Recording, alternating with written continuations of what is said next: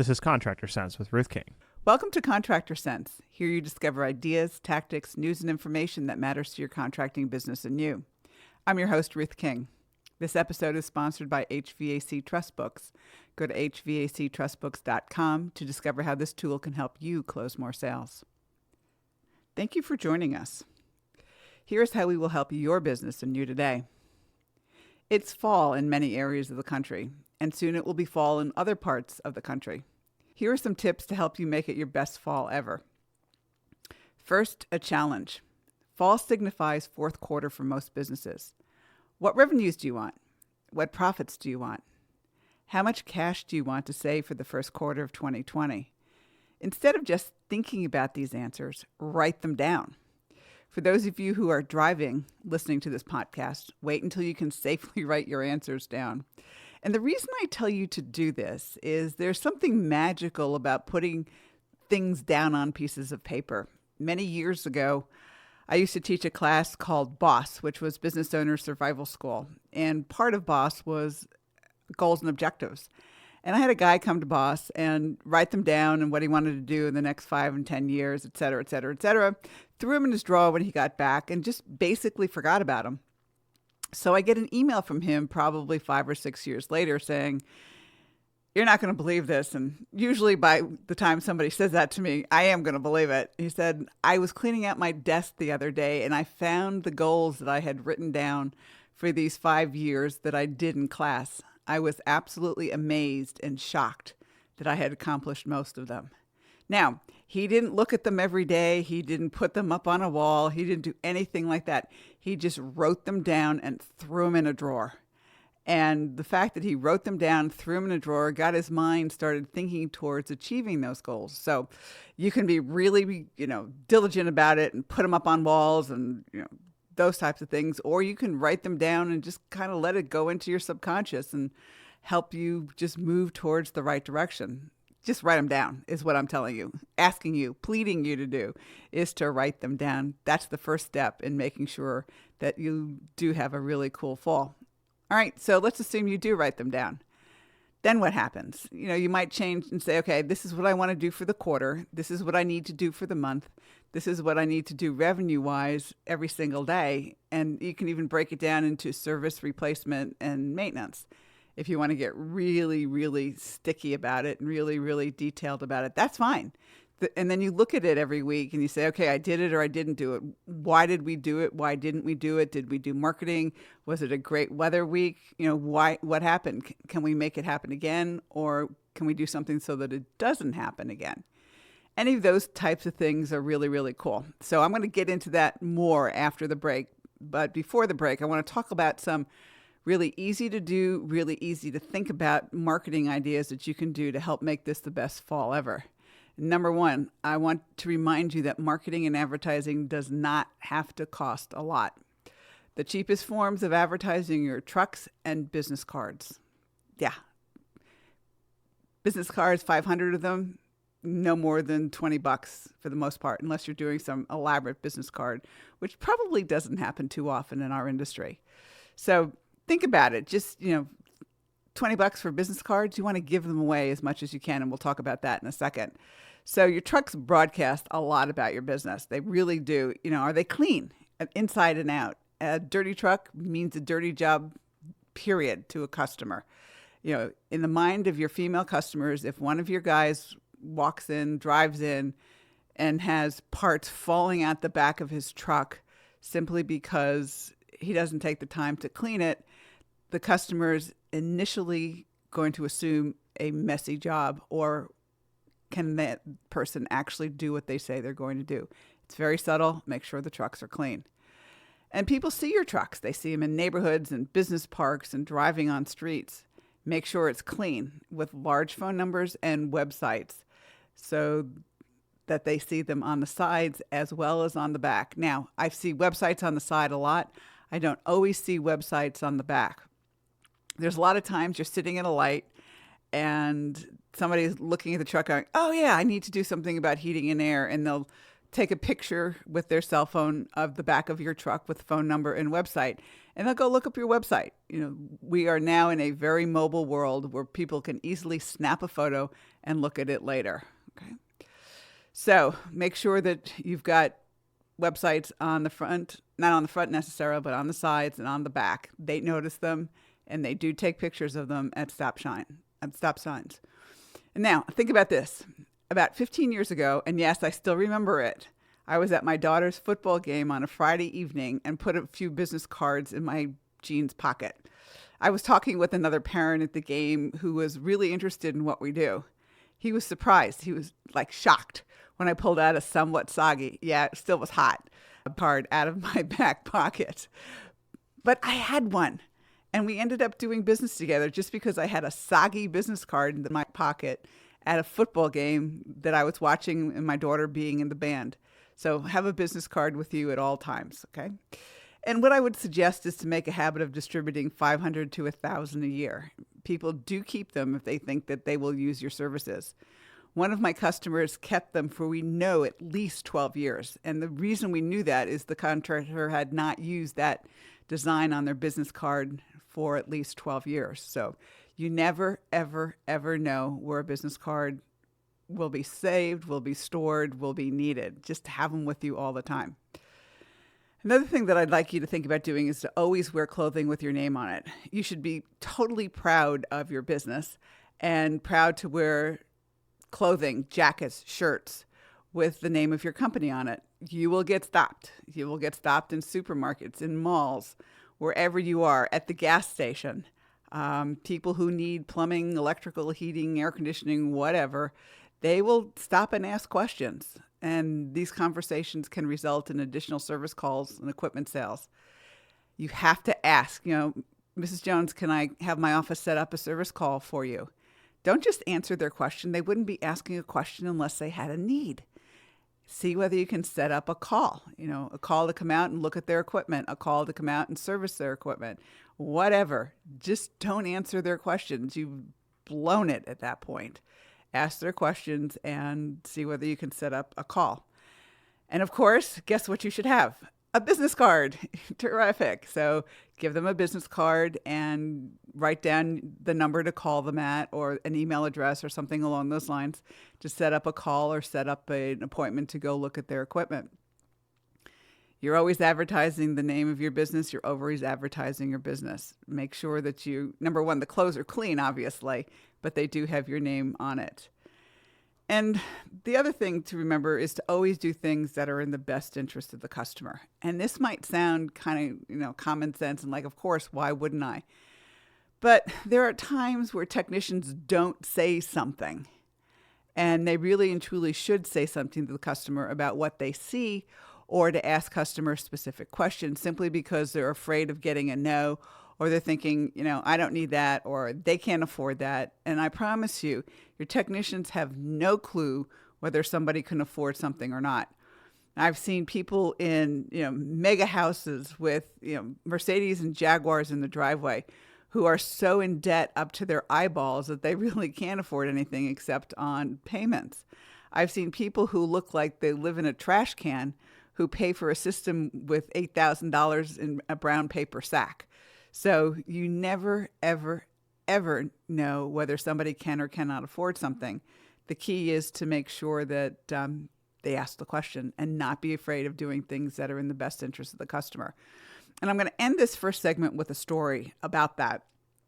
One of the contractors I worked with years ago, who is now since retired, was fanatical about maintenance agreements. They, if somebody blew it on a maintenance, it was like a fate worse than death. They were fanatical about it. They took incredibly good care of their maintenance agreement customers. They renewed 96% of them every single year. That's how good a job they took care of them. And one day he got a phone call from one of his maintenance customers, mad as can be. And this is what happened. They don't do duct cleaning. They didn't do duct cleaning at that point. And she needed her ducts clean, and they referred the customer to a colleague who did duct cleaning. And the duct cleaning person came to her home and explained, about ducting, and explained about high efficiency filters, and explained about set back thermostats and the things that might make her more comfortable in her home. And she asked the guy, she said, well, shouldn't have my air conditioning contractor have told me about that? And the guy just kind of got red-faced and he said, yeah, probably. So she calls the company. Now, this has been somebody where a technician has been going in and out of her house twice a year for 4 or 5 years, so 8 to 10 times at least. Really pissed, really, really mad, simply because why didn't one of your guys, you had 8 people in my house. Why didn't one of them at least talk to me about this? And they almost lost that maintenance agreement customer because you lost the trust. Nobody asked the questions and nobody asked her whether she'd be interested in something like that. And as a result, they almost lost the maintenance customer. So the moral of the story is basically the fact that you've got to ask questions. Your techs have to ask questions and put their blinders, take their blinders off. Make sure that they're in a situation where they ask the questions and sometimes they're surprised at the answers, sometimes that they're not. As long as they do things that are in the best interest of the customer, which means educating the customer, they'll be just fine. We'll be right back. Thanks for listening to Contractor Sense. I've seen my clients' salespeople struggle when a customer asks why they should use your company rather than the competition when your price is higher and you both are proposing the same equipment. I've seen technicians struggle when customers ask them whether they should replace an 18-year-old air conditioner. And most salespeople and technicians never ask the one question that most customers are concerned about, yet never ask. Can I trust you? I found a tool that gives your salespeople and technicians the ammunition to answer this question and more. And the tool works. How do I know? 68% of my clients are using it to increase sales and referrals. What is it? A trust book with your name on it as the author. More details are at hvactrustbooks.com. Warning, there is only one contractor per area that can get these great books. Some areas are already taken. They've gone to my clients. If you want your area and want to have a tool for your salespeople and technicians to increase referrals and sales, then go to hvactrustbooks.com now and reserve your area. Eliminate costly warranty leak repair headaches. 3 years ago, Ruth King wrote a leak policy letter for one of her clients who was dealing with huge warranty leak issues. When she gave the letter to technicians and trained them on how to use it, warranty leaks went from 0, that's right, 0. Then, she gave the letter to one of her other clients and any contractor who wanted it. The results? The same, 0 warranty leak repairs. The unexpected benefits? An increase in replacement sales. Ruth shares the letter with anyone and everyone who wants it. So, get your sample leak policy letter for free. No strings, no catches, no guaranteed results. Go to hvacchannel.tv or call us at 877-520-4321. Click on the link in the middle of the homepage to get your free leak policy letter. I hope you experience 0 warranty leak repairs and eliminate a major costly headache. We're back. Thanks for listening to Contractor Sense. Before the break, I gave you some marketing things that you could do, easy things to do, things that don't cost a whole lot of money to help you have the best fall ever. And I left with a story, and that really illustrates the fact that you have to educate your customers. And they don't know. They're calling on you to be the experts. And a lot of times your technicians are not real comfortable asking the questions. And the best way I know of to get them comfortable is role play. And I can see the eyes rolling in the back of your heads as you're driving down the street or listening to this podcast somewhere, because everybody hates role play. I promise you, if they can role play these situations in front of you or in front of their peers, when they get out in front of a customer, then guess what? They'll be able to ask the questions because there's a lot less pressure on them because they don't have X number of eyes of their peers watching them, seeing whether they're going to make a mistake. Role play. Please role play. And for those of you who are 1- and 2-man shops, role play with your wife. And get comfortable asking the questions, because it's a lot easier to do it in situations that are safe, that are comfortable, and that people will actually help you rather than in front of the customer for the very first time.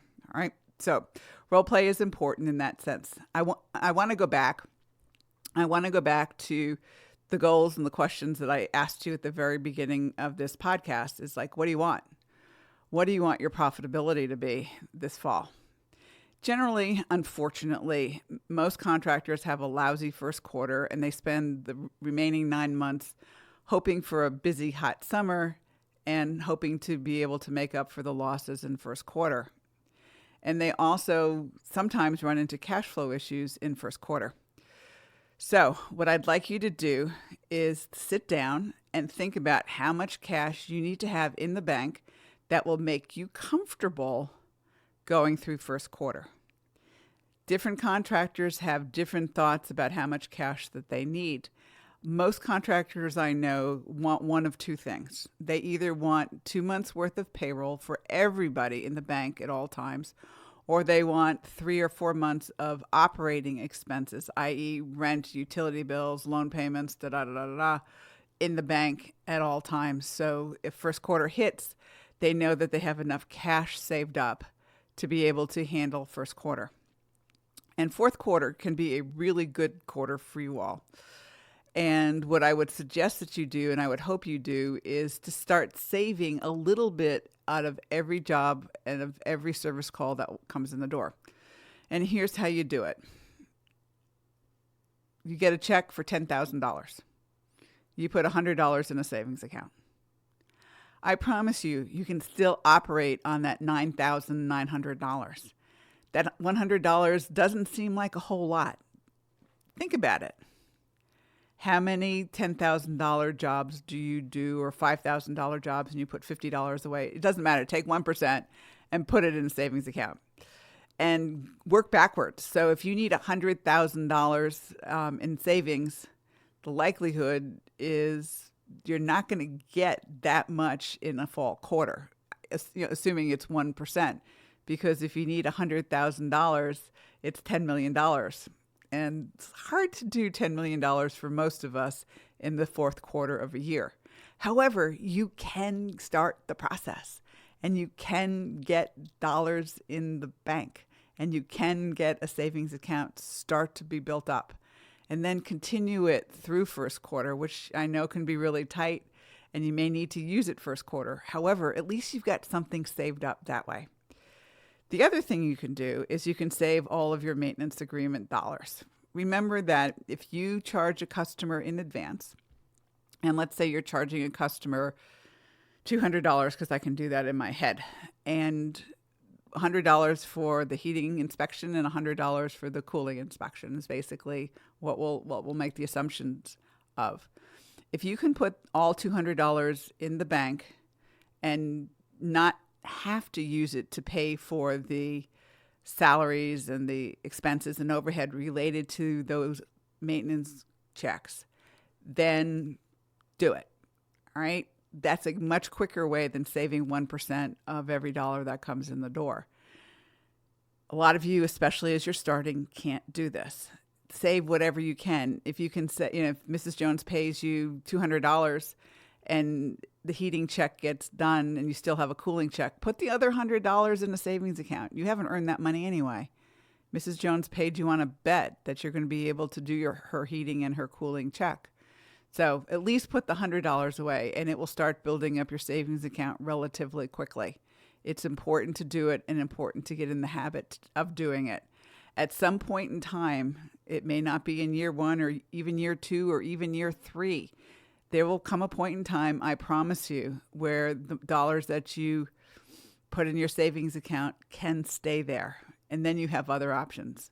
You have options like paying for trucks and cash and all the other fun things that are going on from that perspective. So think about how much cash you're going to need for first quarter and start putting a plan together to put at least that much in savings so that you don't have to have sleepless nights January, February, and March of next year. So that's the cash flow for 2020. And the other thing I would suggest that you do is that if you had a really phenomenal year this year and you're going to pay taxes, go sit down with your accountant now. It's still September and October. You can do some tax planning at this point. December, it's too late. And more than likely, they'll say establish some bonus plans or some bonus structures or 401ks or some sort of retirement plans to give the money to your employees and you rather than the feds. That's generally what's happening. If an accountant tells you, well, go out and buy trucks, and some of them do, if you use your cash in December, you may not have it for first quarter. I give you that warning now. I've seen too many contractors over the years who actually buy a bunch of trucks for cash so that they can save on taxes this year and run into a severe cash flow problem in February or March of next year because they used all their money to buy trucks and not pay taxes. Be careful, be prudent. Okay. So what we talked about today will help you have the best fall ever. A few marketing ideas, make sure you wear clothing with your name on it, make sure that you always have business cards, make sure your trucks are there, having your phone number and your website address on the back and on the sides of your truck. Make sure that you're always doing things in the best interest of the customer and educating the customer. Put your planning down for 2020, i.e. how much cash will you need for first quarter, and figure out your revenues and expenses for fourth quarter. Write it down and put the plan together. It will take you all of 10 minutes. So those things can help you have the best first quarter ever. Again, thank you for listening, and thank you for listening to this podcast and joining us. Choose one thing that you discovered and implement it in your business. These ideas, tactics, and strategies help you make more money, have more free time, and give back. If you like today's program, spread the word. Please review this podcast on any device you're listening to it on. Help a fellow contractor make more money too. For comments or questions, call me at 770-729-0258 or email Ruth King at hvacchannel.tv. Thanks for listening. Have a great and profitable day.